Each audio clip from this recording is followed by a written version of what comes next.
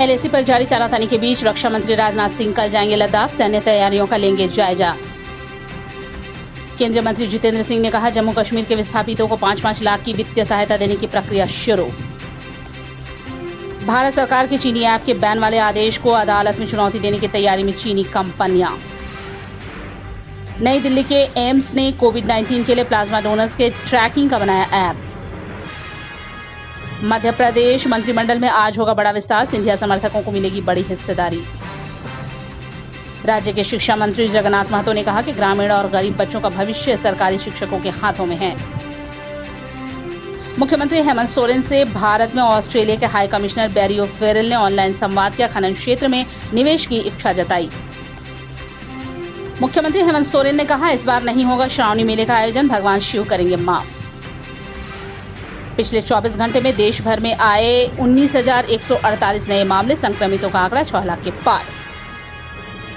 बिहार विधान परिषद के नवनिर्वाचित सदस्यों के शपथ ग्रहण समारोह में शामिल हुआ।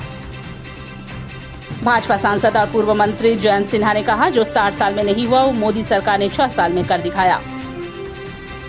कोलकाता में बस के किराए को लेकर सरकार और बस मालिकों में बढ़ी तकरार। कोरोना कहर के बीच अच्छी खबर, आगरा में अब प्लाज्मा थेरेपी से होगा कोविड-19 के मरीजों का इलाज।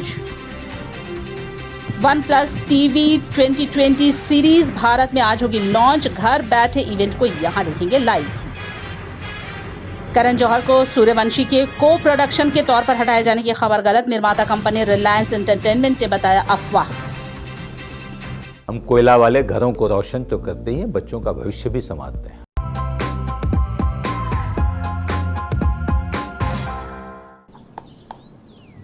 चिकू, तुमने बोला बड़ा रोल मिला है तो मुझे लगा। क्या लगा?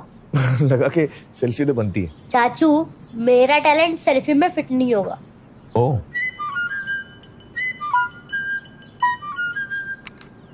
सेल्फी में तो फिट हो गया, गाड़ी में फिट होगा। 105-degree super wide selfie on Vivo V19। लोगों के घर में झांक ना छोड़िए मकीजा, तू भी अपने घर में सेफ पेंटिंग करा ले, शूटिंग के लायक होगा तेरा घर। Asian paints safe painting service. Missed call दें 80504 80504 पे। वाह,